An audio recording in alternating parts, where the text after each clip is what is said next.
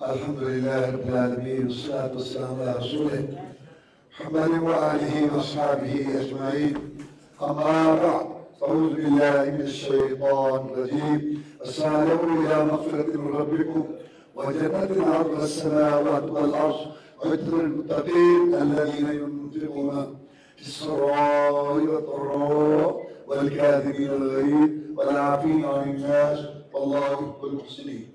اللہ تعالیٰ نے ارشاد فرمایا سورہ آل عمران میں، جلدی کرو، آگے بڑھو، اللہ کی بخشش کی طرف، معافی مانگو، اللہ تعالیٰ معاف کرنے والا ہے۔ یا اللہ میرے گناہ بہت ہیں، آنکھوں کے، کانوں کے، زبان کے، ہاتھوں کے، پاؤں کے، صبح کے، شام کے۔ اللہ کہتا ہے میرے بندے گھبرا نہیں، میری رحمت سے زیادہ نہیں۔ یا اللہ اگر میں سچی توبہ کر لوں، سچی توبہ کیا ہے؟ اس میں 3 شرطیں ہوں۔ پہلی بات گناہوں کو چھوڑو، نمبر 2 اس پہ شرمندگی ہو، نمبر 3 ایسا نہ کرنے کا پختہ وعدہ ہو، تو میرے سارے گناہ معاف کر دے گا۔ اللہ فرماتے ہیں کہ میرے بندے اگر آگے کے لیے 4 چرن درست کر دے، میں تیرے گناہوں کو بھی نیکیاں بنا دوں گا۔ کر لیتے ہیں، ابھی تو میں جوان ہوں، دیکھی جائے گی، رب مہربان ہو، منشفی میرے پاس، اور وہ بھی دھگی 10 سال سے حرام کھا رہا ہے، 5 سال سے جھوٹ بول رہا ہے، 2 سال سے بے نماز ہے، جس کو فضول فحشی ریانی ہے، اور گانے ماں میں دیکھی جائے گی، اللہ نہیں کہتا پھر دیکھی جائے گی۔ کوئی بات ہے؟ انسان کو جلدی کرنی چاہیے توبہ کی طرف، اگلا سانس پتہ نہیں آنا ہے یا نہیں۔ آگے اللہ تعالیٰ فرماتے ہیں جلدی کرو اس جنت کی طرف جس کی چوڑائی زمین آسمان کے درمیان ہے، اور چوڑائی تھوڑی ہوتی ہے، لمبائی زیادہ ہوتی ہے۔ جس کی چوڑائی اتنی ہے، لمبائی کتنی ہوگی؟ یہ تیار کی گئی ہے متقین کے لیے، تو اللہ سے ڈرتے ہیں، خوف کھاتے ہیں، آنکھ کھولنے سے پہلے، کان لگانے سے پہلے، زبان کھولنے سے پہلے، شکل صورت لباس بنانے سے پہلے، گھر کا ماحول بنانے سے پہلے، بیٹی کا لباس بنانے سے پہلے، شادی کا مال کمانے خرچ کرنے سے پہلے سوچتے ہیں کہ اللہ نے مجھے اس کی اجازت دی ہے۔ ہر وقت اللہ تعالیٰ سے ڈرتے ہیں۔ کون لوگ ہیں جو خرچ کرتے ہیں اللہ کی راہ میں، تنگی میں بھی اور آسانی میں بھی، اور غصہ پی جاتے ہیں اور لوگوں کو معاف کر دیتے ہیں، اور اللہ تعالیٰ نیکی کرنے والوں کو پسند کرتا ہے۔ رسول اللہ صلی اللہ علیہ وسلم نے فرمایا لیس الشدید بالسرعہ انما الشدید الذی یملک نفسہ عند الغضب۔ بہادر وہ نہیں جس کو غصہ آیا دوسرے کو پکڑا گرا کے پٹک کے بیٹھ گیا، بڑا بہادر۔ یہ تو بزدل ہے، بزدل، یہ بزدل ہے، نفس اس کو نچا رہا ہے، اس کو گالی دیتا ہے، اس سے لڑتا ہے، یہ تو نفس کا غلام ہے، بزدل ہے۔ بہادر وہ ہے جس کو غصہ آئے سرکش کھوڑے، اپنے نفس کو کنٹرول کرے اور اپنے کنٹرول میں رکھے۔ رسول اللہ صلی اللہ علیہ وسلم نے یہ بہادر ہے۔ بہادر یہ آپ نے صدیوں کی سوچیں بدل دی، فکریں بدل کے رکھ دی۔ پہلے بہادری اس کو سمجھا جاتا تھا جیسے آج کا جاہلیت ہے، اس کو پچھاڑو اور اس کو گراؤ بیٹھو۔ نہیں، یہ تو بزدل ہے، نفس کا غلام بنا ہوا ہے، بے عزتی کراتا ہے، گالی دیتا ہے، پھر گالی کھاتا ہے، مارتا ہے، پھر مار کھاتا ہے، تو بزدل ہے۔ بہادر وہ ہے جو طاقت رکھنے کے باوجود معاف کر دے، درگزر کر دے۔ اس کے بعد اللہ تعالیٰ نے فرمایا فَلَا تَهِنُوا وَلَا تَحْزَنُوا وَأَنْتُمُ الْأَعْلَوْنَ إِن كُنتُم مُؤْمِنِينَ۔ سست نہ پڑو اور نہ غمگین ہو، تم ہی غالب آؤ گے، تمہارا ہی غلبہ ہوگا، شرط یہ کہ تم مومن ہو۔ ایمان والوں سے اللہ تعالیٰ کا وعدہ ہے کہ وہ بے شک غالب رہے گی، اور وہ غالب رہے۔ لوہے لنگڑے اقوام مسلمان شرک و بدعت کے مارے ہوئے، فسق و فجور کے مارے ہوئے، یہودیوں کی رسم و ہندوؤں کے رسموں کے دل ڈالا، جس کو فجور فحشی ریانی والے اور سود کھا کے کھوکھلے بے نماز قسم کے گندے مسلمان، اللہ کا ان سے کوئی وعدہ نہیں۔ اللہ کہتے ہیں کہ اگر تم سچے ڈٹے مومن ہو تو تم ہی دنیا کے اوپر غالب آؤ گے۔ اور کی جنگ میں خبر مشہور ہو گئی کہ جناب محمد رسول اللہ صلی اللہ علیہ وسلم شہید کر دیے گئے۔ مصعب بن عمیر شہید ہوئے تھے رضی اللہ تعالیٰ عنہ، جن کی شکل رسول اللہ صلی اللہ علیہ وسلم کی شکل سے کچھ ملتی تھی۔ تو صحابہ کرام رضوان اللہ علیہ مجمعین میں سے بعض لوگ ہتھیار پھینک کے بیٹھ گئے کہ اب کیا لڑنا، جب محمد رسول اللہ صلی اللہ علیہ وسلم ہی نہ رہے۔ اللہ نے اس وقت یہ آیت اتاری وَمَا مُحَمَّدٌ إِلَّا رَسُولٌ قَدْ خَلَتْ مِن قَبْلِهِ الرُّسُلُ۔ محمد صلی اللہ علیہ وسلم بھی پہلے رسولوں کی طرح رسول ہے، انہوں نے دنیا سے جانا ہے اپنی ڈیوٹی ادا کر کے، اور جانے کی دو شکلوں میں سے ایک شکل ہوگی، یا تو یہ اپنی طبی موت مریں گے یا ان کو مرتبہ شہادت ملے گا۔ تو جب یہ شہید کر دیے جائیں یا فوت ہو جائیں تو جو دین نکیلے پتھروں پہ چل کے، مارے کھا کے، تکلیفیں اٹھا کے، مصیبتیں برداشت کر کے، 70 صحابہ میدان میں ڈٹا کے، اور گلاب کے پھول جیسا چہرہ زخمی کرا کے، ریشم جیسی زلفیں خون میں تر کرا کے، کستوری جیسا خوشبودار خون دنیا میں بہا کے، تو دین تمہیں دے گئے، تمہارے لیے چھوڑ دے گئے، تو کیا ان کی وفات کے بعد تم اپنی ایڑیوں پر پھر جاؤ گے؟ خبردار، نبی زندہ ہو تب بھی دین پر چلتے رہنا ہے، نبی فوت ہو جائے تب بھی دین پر چلتے رہنا ہے، نبی زندہ ہو تب بھی جہاد کرتے رہنا ہے، نبی فوت ہو جائے تب بھی جہاد جاری رکھنا ہے۔ آگے اللہ تعالیٰ نے فرمایا کہ جیسے محمد اور رسول اللہ سب جہاد کر رہا ہے نا، اپنے ساتھیوں کے ساتھ مل کر، پہلے نبی بھی جہاد کرتے تھے، وَكَأَيٍّ مِّن نَّبِيٍّ قَاتَلَ مَعَهُ رِبِّيُّونَ كَثِيرٌ فَمَا وَهَنُوا لِمَا أَصَابَهُمْ فِي سَبِيلِ اللَّهِ وَمَا ضَعُفُوا وَمَا اسْتَكَانُوا وَاللَّهُ يُحِبُّ الصَّابِرِينَ۔ پہلے بھی نبی جنگ کرتے رہے اور ان کے ساتھ اللہ والے مل کے لڑتے تھے کافروں سے، نہ انہوں نے کمزوری دکھائی جو ان کو تکلیفیں پہنچی، اور نہ انہوں نے بزدلی دکھائی، اور نہ وہ متحد ہوئے کسی کے، اور وہ قائم رہے، استقامت دکھائی۔ اللہ تعالیٰ دوست رکھتے ہیں صبر کرنے والوں کو۔ بخاری شریف میں حدیث ہے کہ اللہ کے نبیوں میں سے ایک نبی تھا، غالباً یوشع بن نون تھا، اس نے کہا میں جہاد کے لیے جا رہا ہوں، چلو میرے ساتھ جہاد کے لیے، بیت المقدس فتح کرنا ہے۔ میرے ساتھ وہ آدمی نہ آئے جس نے شادی کرائی ہو، نکاح کیا ہو، اور لڑکی کو، عورت کو گھر میں نہ لایا ہو، اور اس نے گھر میں اس کو لانا ہے، اس کو اس کا انتظار ہے، وہ میرے ساتھ نہ آئے۔ جس نے مکان بنایا ہے اب اس میں رہائش اختیار نہیں کی، وہ میرے ساتھ نہ آئے۔ جس کی اونٹنی گائے بچہ دینے والی ہے اور اس کو انتظار ہے، میرے ساتھ وہ بھی نہ آئے، میرے ساتھ وہ آئے جو آگے اللہ کے پاس جانے کے لیے، جان کی بازی لگانے کے لیے تیار۔ ایسے لوگوں کو لے کے اللہ کا نبی گیا، لڑائی شروع ہو گئی، عصر کا ٹائم ہو گیا، فتح قریب تھی، شہر فتح ہونے والا تھا۔ اب نبی نے سوچا کہ اگر جہاد میں مصروف رہتا ہوں شہر کو فتح ہو جائے گا، لیکن عصر کی نماز رہ جائے گی، اور اگر عصر کی نماز پڑھتا ہوں تو پھر اس شروع سے اب تک کی جو محنت ہے یہ ساری ضائع ہو جائے گی۔ اللہ سے دعا کی، اللہ ہر وقت سنتا ہے لیکن جہاد میں زیادہ سنتا ہے۔ اللہ سے دعا کی کہ یا اللہ سورج کو روک لے سورج کو، اور پھر سورج کو خطاب کیا، اِنَّكَ مَأْمُورَةٌ وَأَنَا مَأْمُورٌ، اے سورج تو بھی اللہ کے حکم کا پابند ہے، ٹائم پر نکلے، ٹائم پر چھپے، لوگوں کو گرمی پہنچائے، فصلیں پکائے، اور ان کے لیے گرمائش کا انتظام کرے، اور میں بھی اللہ کے حکم کا پابند ہوں کہ اللہ کا دین آگے بتاؤں، پھیلاؤں، اور جو آگے رکاوٹ بنتے ہیں میں ان سے جہاد کروں، اور اکڑی گردنوں کو کاٹوں، پھولے سینوں کو چھلنی کروں، تاکہ اللہ تعالیٰ کی کھری سچی بات مخلوق کے لیے جو ہے اس کا راستہ بنے۔ رک جا، ہلنا نہ۔ جناب محمد رسول اللہ صلی اللہ علیہ وسلم فرماتے ہیں، بخاری شریف کی حدیث ہے، سورج رک گیا، گھڑیاں تھم گئیں، وقت رک گیا، جہاد مکمل ہوا۔ اس کے بعد نبی نے عصر کی نماز پڑھی، پھر سورج چلا۔ جب سے سورج اللہ نے پیدا کیا کبھی نہیں رکا تو جہاد کے لیے اور عصر کی نماز کے لیے۔ اس کے بعد اللہ تبارک و تعالیٰ نے جناب محمد رسول اللہ صلی اللہ علیہ وسلم کی شان اور اخلاق بیان کرتے ہوئے فرمایا، فَمَا رَحْمَةٍ مِّنَ اللَّهِ لِنْتَ لَهُمْ وَلَوْ كُنْتَ فَظًّا غَلِيظَ الْقَلْبِ لَانفَضُّوا مِنْ حَوْلِكَ فَاعْفُ عَنْهُمْ۔ اے محمد کریم صلی اللہ علیہ وسلم، یہ اللہ تعالیٰ کا تجھ پر احسان تھا، تیرے ارد گرد بادشاہ آئے، رعایا آئے، عربی آئے، عجمی آئے، بڑے بڑے سپاہ سالار آئے، عام لوگ آئے، مرد آئے، عورتیں آئیں، جب گھٹے لشکر تیرے ارد گرد اکٹھے ہو گئے۔ کیوں؟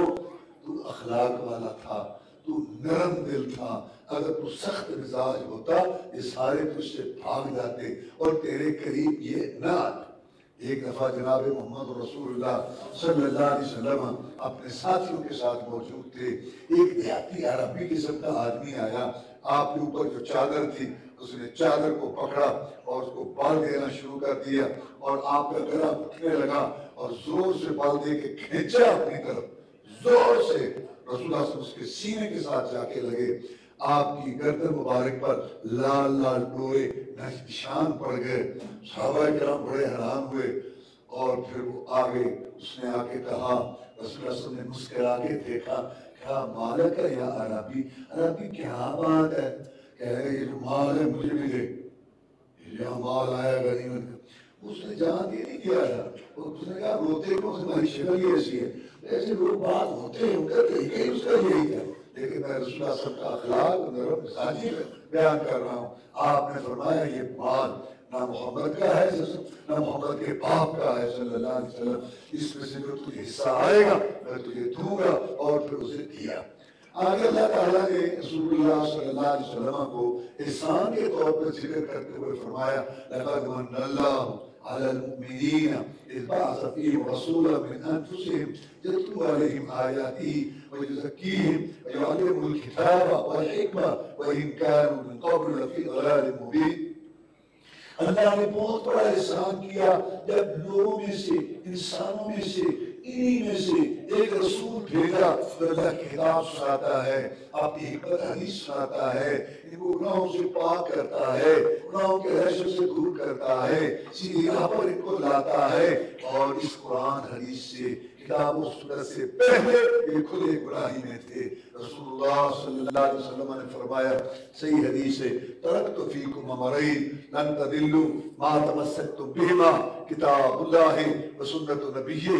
میں دنیا سے جا رہا ہوں اور تمہاری دو چیزیں چھوڑ کے جا رہا ہوں اور میں گارنٹی دیتا ہوں تم کبھی گمراہ نہیں ہوگے جب تک ان دو چیزوں کو پکڑے رکھو گے. ایک رب کا قرآن اور ایک میں محمد صلی اللہ علیہ وسلم کا فرمان. جب قرآن حدیث نہیں آیا تھا دنیا گمراہ تھی. جب قرآن حدیث آ گیا دنیا میں ہدایت آ گئی. اب قرآن حدیث کو جو اپنائیں گے وہ ہدایت پر ہوں گے اور جو قرآن حدیث کو چھوڑ کے رسم و رواج باپ دادا کی باتیں قول فتوے لڑیاں سلسلے نظام دستور سوچے فکرے سوسائٹی کے تقاضے ان کو آگے کریں گے وہ گمراہ ہوں گے. کیا مطلب؟ جہاں جہاں قرآن حدیث ہے وہاں وہاں ہدایت ہے اور جہاں جہاں قرآن حدیث نہیں ہے وہاں وہاں برائی.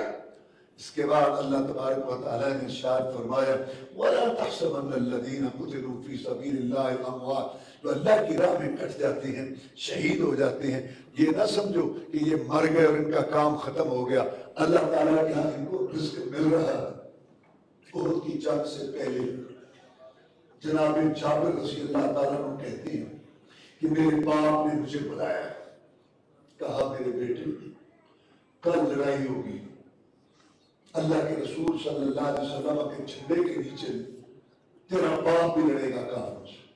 اور میرا دل کہتا ہے کہ اللہ تعالیٰ میری دلی آرزو شہادت والی پوری کرے گا. میرے بیٹے تو میرا اکلوتا بیٹا ہے. تیری بہنیں بہت ہیں. میرے پیارے بیٹے رسول اللہ صلی اللہ علیہ وسلم کے بعد تو مجھے سب سے زیادہ پیارا ہے. تو میری دو باتیں ہیں. پہلی بات تو یہ ہے کہ میں شہید ہو جاؤں تو میرا قرض اتار دینا باپ کی پشت پاک کر دینا مجھ پر قرض نہ ہو. اور دوسری بات ہے بہنوں کا خیال رکھنا. تو اکیلا ان کا بھائی ہے تیری یہ بہنیں ہیں ان کا خیال رکھنا. کہا ابو ٹھیک ہے آپ صبح جنگ میں جائیں اللہ آپ کی دلی آرزو شہادت والی پوری کرے. آپ کا فرما بردار بیٹا ان دونوں باتوں کا خیال رکھے. کیسے لوگ تھے کہ آدھی رات کو مشورے ہو رہے ہیں شہادتوں کے لڑنے کے دین کے. اور کیسا فرما بردار بیٹا ہے جو باپ کو کہتا ہے کہ ابو ٹھیک ہے اللہ آپ کی نیکی قبول کرے. آج کل کا دور ہوتا رات کو میٹنگیں ہوتی ہیں ڈاکے کے بدکاری کے اور فلاں. اور پھر اگر ایسا کو کہہ دے کہ میں نے جہاد یا اس طرح پہ جانا ہے اور دیکھو جی گھر میں اتنی بہنیں بیٹھی ہیں اور اتنے مسائل جہاد جہادی پہ ادھر آئے بزدلیاں لوگوں کے ذہن میں اور اللہ آئے گا لے کر. لیکن فرم بردار بیٹا کہتا ہے کہ ٹھیک ہے. وہ شہید ہو گئے. کچھ دنوں کے بعد رسول اللہ صلی اللہ علیہ وسلم جابر کو دیکھا رضی اللہ تعالیٰ تو پریشان تھے. کہا جابر رضی رضی اللہ تعالیٰ تمہارا باپ شہید ہو گیا احد میں، اس لیے تم پریشان ہو؟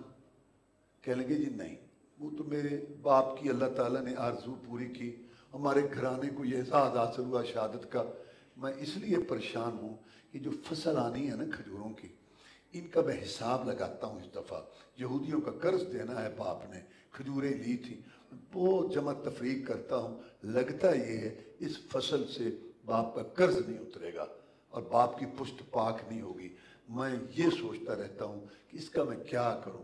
جناب محمد رسول اللہ صلی اللہ علیہ وسلم نے جابر رضی اللہ تعالیٰ کے شہید کا بیٹا ہونے کی وجہ سے یہودیوں سے بات کی کہ کچھ اس دفعہ لے لو، کچھ اگلی دفعہ، کہتے نہیں ہم نے سارا لینا ہے۔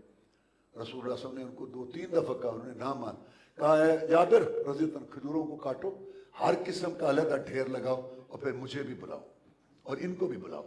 پھر آپ وہاں گئے، آپ نے پھر ان سے بات کی، انہوں نے کہا نہیں ہم نے سارا اسی وقت ابھی لینا ہے۔ رسول اللہ صلی اللہ علیہ وسلم نے چادر اوپر کی اور لیٹ گئے اور اللہ سے دعا کی کہ یا اللہ اس کا باپ شہید ہوا میرے ساتھ، کافروں سے لڑتا ہوا، تو رحمت کے تیرے خزانے ہیں، اس کا قرض جو ہے اتار دے۔ دعائیں کی، اللہ تعالیٰ سے دعا کی اور پھر آپ نے سب ڈھیروں کے چکر لگایا اور ایک ڈھیر کے اوپر بیٹھ گئے۔ کہنے لگے جابر رضی اللہ تعالیٰ جی بلا ان کو، لینے والوں کو دے ان کو۔ آپ ڈھیر پہ بیٹھ گئے، دیتے رہا جابر دیتا رہا، سارا قرض اتر گیا، یہودی سارے لے گئے، باقی ڈھیر ویسے ہی پڑے تھے اور یہ ڈھیر بھی اس میں بھی کوئی کمی نہیں ہوئی تھی۔ جب سارے فارغ ہو گئے، جابر کہتے ہیں رضی اللہ تعالیٰ اللہ کی قسم میں اس بات پر راضی تھا کہ میرے باپ کا قرض اتر جاتا، میں ایک دانہ بھی گھر نہ لے کے جاتا، مزدوری وغیرہ کر کے بہنوں کا میں پیٹ پال لیتا، لیکن میرے اللہ نے میری عزت کی، میرے باپ کے شہید ہونے کی وجہ سے، شہید کے بیٹے ہونے کی وجہ سے سارا قرض بھی اتر گیا اور ساری کھجوریں میں سمیٹ کے گھر لے آیا۔ اور دوسری بات رسول اللہ صلی اللہ علیہ وسلم نے کہی جابر رضی اللہ تعالیٰ، میں تمہیں ایک بات بتاؤں، جتنے لوگوں سے اللہ نے بات کی ہے نا پردے کے پیچھے کی ہے، موسیٰ علیہ السلام سے بات کی تو پردے کے پیچھے، لیکن تیرے باپ کو اللہ نے زندہ کیا، اپنے سامنے کھڑا کیا، کہا کہ اے میرے بندے میری جنت پسند آئی؟ تیرے باپ نے کہا ہاں، اس میں جو نعمتیں مہمانیاں جو میں نے رکھی ہیں تیرے لیے وہ تمہیں پسند آئی ہیں؟ ہاں یا اللہ بہت پسند آئی، کوئی اور چیز چاہیے تو بتا۔ نہیں یا اللہ اس میں کوئی کمی نہیں، بولو بولو بولو بتاؤ۔ شہید کا کتنا مقام ہے، دوسروں سے فرمائشیں ہوئے غلمان پوچھیں گے اور شہید سے خود اللہ جنت کا مالک پوچھتا ہے کہ بتا تو اور کیا چاہتا ہے۔ تو تیرے باپ نے کہا کہ کسی چیز کی ضرورت نہیں ہے، بار بار جب اللہ تعالیٰ نے کہا نا اور تیرے باپ نے کہا کچھ کہنا ہی پڑے گا، تو کہا یا اللہ شہادت کے وقت جو لذت جو سرور مجھے حاصل ہوا تھا جب تیری طرف سے بخشش کا اعلان اور حوریں آئی تھی اور میرے لتھڑے ہوئے سر کو اپنی گود میں رکھا تھا اور جنت کے محلات مجھے دکھائے گئے تھے، وہ لذت وہ سرور میں دوبارہ لینا چاہتا ہوں، آپ مجھے دوبارہ وہاں بھیجیں اور میں پھر شہید ہو کے آؤں۔ رسول اللہ صلی اللہ علیہ وسلم نے فرمایا جنت میں کوئی چلا جاتا ہے نا تو اس کا واپس آنے کو دل نہیں چاہتا سوائے شہید کے، وہ چاہتا ہے کہ 10 دفعہ بھی مجھے اللہ بھیجے تو میں جانے کے لیے تیار ہوں، میں کٹ کے آؤں، وہ لذت سرور جو شہادت کے وقت حاصل ہوتا ہے میں وہ حاصل ہوں۔ جب اللہ نے دیکھا نا کہ تیرے باپ کی کوئی بات نہیں ہے تو اللہ نے کہا کہ نہیں میرے بندے یہ تو میرا قانون ہے، جو میرے پاس آ جاتا ہے نا وہ واپس نہیں جاتا۔ حدیث میں آتا ہے کہ جنت سے کوئی نکلنا نہیں چاہتا اور شہید آنا چاہتا ہے، اس کو اللہ تعالیٰ نہیں آنے دیتا، روحیں کہاں سے آ جاتی ہیں اور آتی بھی ہندوستان پاکستان کے مردوں کی ہے۔ موت ہے یا مذاق ہے؟ کہتے ہیں مر گئے تھے، آئے ہیں، کہاں آئے ہیں؟ کہتے جمعرات کو آئے ہیں۔ کدھر آئے ہیں؟ کہتے ادھر آئے ہیں۔ کہاں دکھاؤ تو صحیح، کہتے تمہاری آنکھیں نہیں دیکھنے والی، تمہارا ہاتھ ہی لگوا دو۔ عجیب لوگ ہیں، 6 ڈگریاں دین میں، بدھو عقل نیچے رکھ کے اوپر بیٹھ کے بات کرتے ہیں، صرف اپنے پیٹ پلیٹ کھانے پینے نذرانے مارنے سلانے چلانے کے لیے تم نے لوگوں کو بیوقوف بنایا ہے۔ کوئی نہیں آتا جو واپس فوت ہو جائے، اللہ کیا ان کی اعلیٰ زندگیاں ہیں نیک لوگوں کی۔ تو جب اللہ تبارک و تعالیٰ نے دیکھا کہ تیرے باپ کی کوئی بات نہیں ہے، صرف یہ بات کہہ رہا ہے، تو اللہ تعالیٰ یہ نہیں مان رہے واپس بھیجے، تو پھر تیرے باپ نے کہا کہ یا اللہ اگر میں نے نہیں جانا تو ہمارا پیغام تو پہنچا دو۔ تو اس صورت میں وہ پیغام ہے، اللہ تعالیٰ کہتے ہیں ہاں شہیدو میں تمہارا پیغام پہنچا دیتا ہوں۔ وہ پیغام یہ ہے کہ شہید وہاں خوش ہیں نعمتوں میں، اور اس بات پر بھی خوش ہیں کہ جو پیچھے آنے والے ہیں نا، جب وہ بھی یہاں اللہ کی راہ میں جہاد کر کے پہنچیں گے ان کو بھی یہی کچھ ملے گا۔ اپنی نعمتوں پر بھی خوش ہیں اور آنے والوں کے لیے بھی وہ خوش ہیں۔ اس کے بعد اللہ تبارک و تعالی نے بات کا بیان کیا کہ یہ بخل اور کنجوسی جو ہے نا، یہ کوئی اچھی چیز نہیں ہے۔ وَلَا يَحْسَبَنَّ الَّذِينَ يَبْخَلُونَ بِمَا آتَاهُمُ اللَّهُ مِنْ فَضْلِهِ هُوَ خَيْرًا لَهُمْ بَلْ هُوَ شَرٌّ لَهُمْ سَيُطَوَّقُونَ مَا بَخِلُوا بِهِ يَوْمَ الْقِيَامَةِ۔ اللہ فرماتے ہیں یہ جو بخل کنجوسی کرتے ہیں، زکوٰۃ نہیں دیتے، اللہ کا حق نہیں نکالتے، فرمایا یہ مال کل قیامت کے دن حدیث میں آتا ہے گنجے سانپ، گنجا سانپ بہت زہریلا ہوتا ہے، گنجے سانپ کی شکل اختیار کر کے اس کے گردن میں لپٹے گا۔ وہ کہے گا تو کیا مصیبت ہے؟ یہ کہے گا انا کنزوں کا انا مالوں کا، میں تیرا مال ہوں، میں تیرا خزانہ ہوں۔ جس خزانے پیسے کی زکوٰۃ نہ دی جائے وہ گنجے سانپ کی شکل میں اس کو ڈسے گا۔ کے بعد اللہ تعالیٰ نے ارشاد فرمایا فمن زحزح عن النار وادخل الجنت فقد فاز وما الحیات الدنیا الا متاع الغرور۔ برادری کے جتھے والا، بیٹوں کی فوج والا، دولت کی ریل پیل والا، سونے چاندی کے ڈھیروں والا، بڑے بڑی سج دھج کرو فر والا، وزارت مشاورت والا، سارے نکمے، سارے نکھٹو اور سارے ناکام اور سارے فیل۔ یا اللہ کون کامیاب ہے؟ فمن زحزح عن النار وادخل الجنت فقد فاز۔ وہ جہنم کی آگ، اس آگ سے جو 70 گنا زیادہ ہے، جس کا ایک شعلہ سر اور چہرے کی کھال کو ادھیڑ کے رکھ دے گا، جس نے اپنے آپ کو اس جہنم سے بچا لیا اور جنت میں سیٹ محفوظ کرا لی، وہ کامیاب ہے۔ باقی سارے نکمے، نکھٹو، سب ناکام اور فیل۔ اللہ تعالیٰ نے سورہ آل عمران کے اندر جو آخری آیتیں ہیں اس میں غور و فکر کی دعوت دی ہے کہ اللہ تعالیٰ کی نشانیاں زمین و آسمان، اس میں تم غور فکر کرو۔ رسول اللہ صلی اللہ علیہ وسلم تہجد کے لیے اٹھتے تھے تو سورۃ آل عمران کی آخری آیتیں یہ پڑھتے تھے، اور اس میں دعا بھی ہے ربنا اننا سمعنا منادیا ینادی للایمان ان آمنوا بربکم فآمنا ربنا فاغفر لنا ذنوبنا وکفر عنا سیئاتنا وتوفنا مع الابرار ربنا وآتنا ما وعدتنا على رسلك ولا تخزنا یوم القیامہ انک لا تخلف المیعاد۔ یا اللہ ہم نے ندا سنی تھی، ندا کرنے والا کہہ رہا تھا اللہ پر ایمان لاؤ، ہم ایمان لائے، یا اللہ تو ہمارے گناہوں کو بخش دے، ہمیں جہنم کے عذاب سے بچا، اور جو تو نے رسولوں کے ذریعے وعدہ کیا ہے جنت کا، نعمتوں کا، وہ ہمیں عطا کر، اور قیامت کے دن ہمیں رسوا نہ کرنا۔ یا اللہ تو اپنے وعدے کے خلاف تو نہیں کرتا۔ سورۃ آل عمران کی آخری ہے یا ایھا الذین آمنوا اصبروا وصابروا ورابطوا واتقوا اللہ لعلکم تفلحون۔ اے ایمان والو صبر کرو اور صبر کی تلقین کرو۔ صبر کی 3 قسمیں ہیں۔ پہلی بات صبر میں یہ ہے کہ نیکی کرنے میں صبر، تکلیف اٹھانی پڑتی ہے، اور دوسری بات گناہ سے بچنے میں صبر، اپنے خواہشات پہ کنٹرول رکھنا ہوتا ہے، اور تیسری بات جان مال میں جو تکلیف آئے اس پر صبر۔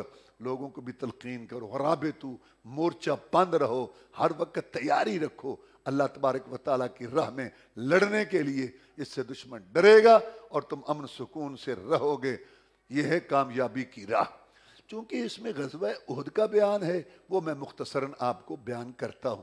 بدر میں کافروں کو شکست ہوئی تھی، کافر بدلہ لینے کے لیے آئے، 3000 کا لشکر آیا، جناب محمد الرسول اللہ صلی اللہ علیہ وسلم بھی ان کے سامنے گئے، 1000 کا لشکر، منافق 300 پیچھے چلے گئے کہ ہمارا مشورہ یہ تھا کہ یہاں شہر کے اندر رہ کے جہاد کرنا ہے، چونکہ ہماری بات نہیں مانی گئی لہذا ہم جہاد نہیں کرتے۔ 700 پیچھے رہ گئے، 300 پیچھے چلے گئے۔ یہ بھی شیطان کا ایک حربہ ہے، شیطان ہر ایک کو شراب زنا پر نہیں لگاتا، شیطان کے کئی حربے ہیں۔ مسجد کا کام کر رہا تھا، آگے بڑھ چڑھ کے پیچھے ہٹ گیا، یار تم مسجد کا کام کرتے تھے، ہاں بہت حصہ لیتے تھے، ہاں پیچھے ہٹ گئے، یار بات ہی کوئی نہیں، نہ کوئی میٹنگ ہے، نہ کوئی مشورہ ہے، نہ کوئی پوچھتا ہے، ہم للو پنجو تھوڑی ہیں، یا بات ہی نہیں۔ اچھا تم یہ بتاؤ یار تم یہ مسجد کا کام کیوں کرتے تھے؟ کہتے اللہ کے لیے، اللہ سے ثواب لینے کے لیے۔ تو تم نے ان سے اپنی قیمت ضرور ڈلوانی ہے۔ مدرسے کا کام کرتا تھا، پیچھے ہٹ گیا، جہاد کا کام کرتا تھا، پیچھے ہٹ گیا۔ اب یہ 300 پیچھے اس لیے ہو گئے تھے کہ ہماری بات نہیں مانے گی، ہمارا مشورہ ہی نہیں مانا گیا، ہم سے پوچھا ہی نہیں گیا۔ عمر فاروق رضی اللہ تعالیٰ کی جنگ کی رپورٹ پیش ہوئی، کہا جناب فلاں شہید ہو گیا، انہیں کہا انا للہ انا، جناب فلاں بھی شہید ہو گیا، انہیں کہا انا للہ انا الیہ راجعون، جناب کچھ اور بھی شہید ہوئے ہیں لیکن ہم آپ کو بتا نہیں سکتے کیونکہ آپ ان کو جانتے نہیں۔ تو انہوں نے کہا کیا ہوا؟ اگر عمر نہیں جانتا، عمر کا رب تو جانتا ہے جس نے بدلے دینے۔ وہ پیچھے ہٹ گئے، 700 پیچھے۔ دنیا کے قوانین جنگی یہ کہتے ہیں جس لشکر کا تیسرا حصہ پیچھے چلا جائے باقی لوگوں کے حوصلے پست ہو جاتے ہیں، لیکن رسول اللہ صلی اللہ علیہ وسلم کے ساتھی دنیا کے نرالے لوگ تھے۔ انہوں نے ایسی مثالیں پیش کی جو زمین کی پشت پر نیلے آسمان کی چھت کے نیچے کسی نبی رسول کے ماننے والے نہ پیش کر سکے۔ انہوں نے کہا جناب ہم آپ کے ساتھ، آپ گئے 50 آدمی ٹیلے پہ کھڑے کیے کہ ادھر جو ہے نا یہ جنوب کی طرف مدینہ شریف ہے، سامنے دشمن ہے خالد، درمیان میں ابو سفیان تھا، دائیں طرف خالد بن ولید تھا، ابھی مسلمان نہیں ہوتا، اور بائیں طرف ابو جہل کا لڑکا اکرمہ تھا، اپنے باپ کا بدلہ لینے آیا تھا۔ اس طرح یہ 3000 لشکر، رسول نے 50 آدمی یہاں ٹیلے پہ کھڑے کیے، جنوب کی طرف مدینہ تھا۔ تم دشمن کو سامنے دیکھو، کمانوں پہ تیر چڑھا کے دشمن کہیں ٹیلے کی اوٹ میں مدینے پر حملہ نہ کر دے، یا پیچھے سے آ کے ہماری پشت پر حملہ نہ کر دے۔ اور ادھر شمال کی طرف وہ پہاڑ ہے 6 کلومیٹر، یہ قدرتی دفاع ہے، یہ سامنے دشمن ہے۔ یہ پوزیشن آپ نے ان کی بنائی اور کہا کہ دیکھو ہمیں فتح ہو یا شکست، تم دیکھو نا کہ ہماری لاشیں پرندے نوچ رہے ہیں، یہ ٹیلا نہیں چھوڑنا جب تک میں نہ تمہیں آواز دوں۔ پھر آپ نے تقریر کی، مسلمانوں بڑھو اس جنت کی طرف جس کی چڑھائی زمین آسمان کے درمیان ہے، جس میں ایسی نعمتیں جو کسی آنکھ نے دیکھی نہیں، کان نے سنی نہیں، دل میں خیال تک نہیں آیا۔ اور پھر تلوار نکالی، یہ محمد کی تلوار ہے صلی اللہ علیہ وسلم، اسے وہ لے جو اس کا حق ادا کر دے۔ ابو دجانہ آگے آئے، جناب اس کا حق کیا ہے؟ میں سن، اس کا حق یہ ہے اللہ کے رسول کی تلوار آج کافروں کی کھوپڑیاں اور گردنیں کاٹ کاٹ کے ٹیڑھی ہو جائے، اس کو دندانے پڑ جائیں، آج وہ لے اس کو، جناب یہ مجھے دیں، میں اس کا حق ادا کروں گا۔ یہ تلوار لی اور کافروں کو دیکھ کے گور کے دیکھ کے چلنا شروع کر دیا، اکڑ کے۔ رسول اللہ صلی اللہ علیہ وسلم نے فرمایا یہ اکڑ والی چال، تکبر والی چال اللہ تعالیٰ کو ناپسند ہے، لیکن میدان جہاد میں ہو کافروں کو نیچا دکھانے کے لیے چال اللہ کو اتنی پسند ہے، اللہ عرش پر دیکھ کے خوش ہوتا ہے۔ غیرت ضرورت محمد سکھا کے گیا صلی اللہ علیہ وسلم پر حملہ ہوا، اللہ نے مدد کی، 3000 کو آگے لگا لیا، 650 نے وہ بھاگے گئے۔ وہاں اوپر جو کھڑے تھے ٹیلے پر، انہوں نے امیر صاحب کو کہا امیر صاحب نیچے چلیں، جنگ تو ختم ہو گئی ہے۔ انہوں نے کہا تمہیں حدیث رسول یاد نہیں؟ کہتے یاد ہے۔ تو پھر کہ مطلب وہ نہیں جو آپ لے رہے ہیں، آپ یہ مطلب لے رہے ہیں کہ ٹیلا چھوڑنا ہی نہیں، حالانکہ آپ کا مقصد تھا پکا کرنا، پکا۔ انہوں نے کہا میں مطلب نہیں جانتا رسول اللہ، میں ٹیلا نہیں چھوڑنا، میں اپنے جیتے جی ٹیلا نہیں چھوڑوں گا۔ نے کہا امیر صاحب سخت، آج کل بھی بخاری شریف کی حدیث سناؤ، لا صلاۃ لمن لم یقرأ بفاتحۃ الکتاب، نہیں ہے نماز اس شخص کی جس نے سورۃ فاتحہ نہیں پڑھی۔ نماز امام کی ہو، مقتدی کی ہو، اکیلے کی ہو، مسافر کی ہو، مقیم کی ہو، عید ہو، استسقاء، جنازہ، کوئی بھی نہیں ہوتی۔ سیدھی بات کہتا نہیں اس کا یہ مطلب نہیں ہے، ہاں بھی نماز نہیں ہوتی سورۃ فاتحہ کے بعد، کیا مطلب ہے کہ اس کا مطلب ہے کامل نہیں ہوتی، ناقص ہو جاتی ہے۔ تو ٹھیکہ چکا ہے ساری عمر ناقص پڑھن دا، عجیب طبیل ہے۔ لعن المحلل والمحلل لہ، رسول اللہ فرمایا اللہ کی لعنت تو حلالہ کرنے والے پر اور جس کے لیے حلالہ کیا جائے، اس سے بڑی بات اور کیا رسول اللہ صلی اللہ علیہ وسلم کہتے ہیں؟ کہتے نہیں حلالہ، حالانکہ اس کا نام حرامہ رکھنا چاہیے، حلالہ جائز ہے۔ کیوں؟ وہ جی ٹھیک ہے لعنت تو ڈالی ہے لیکن نام تو یہی رکھا ہے نا حلال کرنے والا، سن لو۔ تو میرا کہنے کا مقصد ہے کہ لوگوں کو یہ عادت پڑی ہوئی ہے کہ یہ نہیں، مطلب ان کی نیت نیک تھی، تمہاری بھی نیت نیک ہوگی، حدیث پر چلو سیدھا۔ انہوں نے کہا امیر صاحب سخت ہے، امیر صاحب نے ان کو لاٹھی ماری تھی، جو حدیث سنائے کہتے ہیں سخت ہے۔ یار یہ کپڑا ٹخنوں سے اوپر رکھو، اسلام یہ سختی نہیں، ٹھیک ہے یار تم ایسے شادی کر رہے ہو بیٹی کی، رسول صاحب نے فاطمہ کی شادی تو ایسے نہیں، اسلام میں اتنی سختی نہیں، کوئی نہیں، ٹھیک ہے نماز یہ ایسے نہیں، ٹھیک ہے، یہ ایسے نہیں، ٹھیک ہے ٹھیک ہے، یہ جو تم کرتے ہو، یہ جو تم نے مذہب بنا رکھا ہے، کیا حرجی ہے کیا حرجی ہے؟ بتاؤ مجھے کہ یہ چیزیں تمہیں نجات دیں گی اور تمہیں کامیابی پہ پہنچائیں گی؟ رسول اللہ صلی اللہ علیہ وسلم کی باتوں کو مانو سیدھا سیدھا. یہ سخت نہیں، یہ اچھا کوئی مار نہیں رہا، سنو حدیث سنا دیں، کہتے ہیں یہ سخت نہیں. دین اس میں اتنی جو سختی نہیں ہے، اتنی نرمی بھی نہیں ہے. وہ نیچے آ گئے، خالد دیکھ رہا تھا، اوپر آیا، ان کو شہید کیا، پشت پہ حملہ کر دیا. مسلمان ہتھیار پھینک کے بے فکر تھے. بس مسلمانوں پر ایک تکلیف آئی، مصیبت آ گئی، ٹکڑیوں میں بٹ گئے، ایک ٹکڑی وہاں ایک ٹکڑی وہاں. جو رسول اللہ صلی اللہ علیہ وسلم کے ارد گرد تھے نا، وہاں کافروں نے کہا آج وقت ہے محمد رسول کو شہید کر دیا جائے. انہوں نے آپ کے ارد گرد حصار باڑ بنا لی. صحابہ کرام رضوان اللہ علیہ مجمعین نے تیری یہ بختر بند گاڑیاں اور تیرے ٹینک اور تیرے کنکریٹ کے مورچے، میں ان کو تشبیہ نہیں دے سکتا اس باڑ کے ساتھ جو صحابہ کرام نے قائم کی تھی رضی اللہ تعالیٰ. رسول اللہ صلی اللہ علیہ وسلم کے ارد گرد ایک کٹا دوسرا آیا، دوسرا کٹا تیسرا آیا، کٹتے رہے گرتے رہے. آفرین ہے ان پر کہ رسول اللہ صلی اللہ علیہ وسلم تک کسی کو پہنچنے نہیں دیا. یا اللہ ان پر کروڑوں رحمت نازل فرما. اگر وہ میدانوں میں کھڑے نہ ہوتے، اللہ کی قسم پتہ نہیں آج ہم بھی مسلمان ہوتے کہ نہ ہوتے. اقبال بھی کہہ گیا صحابہ کرام کے متعلق رضوان اللہ علیہ مجمعین کہ ٹل نہ سکتے تھے گر جنگ میں اڑ جاتے تھے، پاؤں شیروں کے بھی میدان سے اکھڑ جاتے تھے. تجھ سے سرکش ہوا کوئی تو بگڑ جاتے تھے، تیگ چیز ہے کیا وہ تو توپ سے لڑ جاتے تھے. بعد میں ابو سفیان کہنے لگا حل فیکم محمد، کیا تمہارے اندر محمد ہے؟ میں چپ رہو. حل فیکم ابو بکر، کیا تمہارے اندر ابو بکر ہے؟ میں چپ رہو. حل فیکم عمر، کیا تمہارے اندر عمر ہے؟ میں چپ رہو. اس نے سمجھا تینوں یہ شہید ہو گئے. اس نے پھر کہا اولو حبل، حبل جیت گیا، آج لات جیت گیا. محمد تڑپ اٹھا صلی اللہ علیہ وسلم. میں جواب دو، پہلے ذات کا مسئلہ تھا، اب اللہ کی توحید کا مسئلہ ہے، جناب کیا جواب دیں؟ اس نے ان تینوں کے متعلق سمجھا بھی گئے. اس وقت کے کفر کو بھی یہی تین کھٹکتے تھے، آج کے کفر کو بھی یہی تین ہی کھٹکتے ہیں.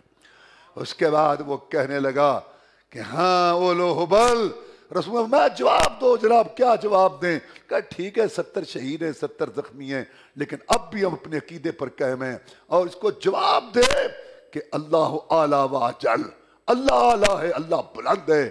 وہ کہتا ہے مسلمانوں لنا عزا ولا عزا لکم، ہمارا عزا ہے تمہارا عزا کوئی نہیں. میں دو جواب جناب کیا؟ لنا مولا ولا مولا لکم، ہمارا مولا ہے تمہارا مولا کوئی نہیں. اس کے بعد وہ کہتے ہیں کہ اے محمد صلی اللہ علیہ وسلم کچھ ارمان رہ گئے ہیں نا، آئندہ سال آ جانا، تیری پھیری میری پھر ملاقات ہوگی بدر کے میدان میں. اس نے سوچا کہاں بولے گا محمد صلی اللہ علیہ وسلم، لیکن آپ بولے جرت سے. فرمایا ہاں اگر تو شرک کفر کا جھنڈا اٹھا کے آئے گا میں بھی اپنے مجاہدین لے کے اتروں گا. جب وہ گئے خوشی خوشی تو آگے جا کے سوچنے لگے کہ اگر ہم نے کہا کہ ہم بدلہ لے کے آئے ہیں بدر کا، کہیں گے محمد کا سر لائے ہو صلی اللہ علیہ وسلم، ابو بکر کا لائے اور عمر کا لائے ہو، مدینے پہ قبضہ ہوا ہے، مال لائے، کچھ بھی نہیں. واپس جائیں ان کو ایک اور دھکا دے.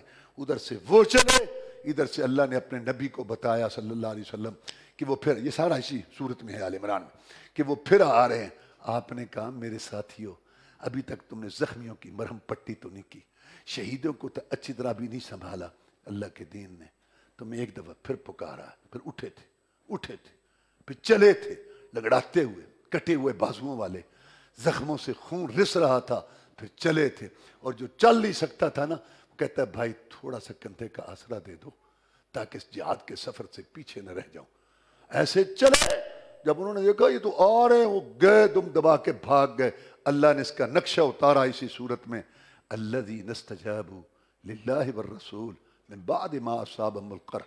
اللہ کہتے کیسے لوگ تھے، آفرین ہے ان پر جنہوں نے اللہ رسول کی بات جہاد پر لبیک کہی زخموں سے چور ہونے کے بعد. وآخر دعوانا الحمدللہ رب العالمین.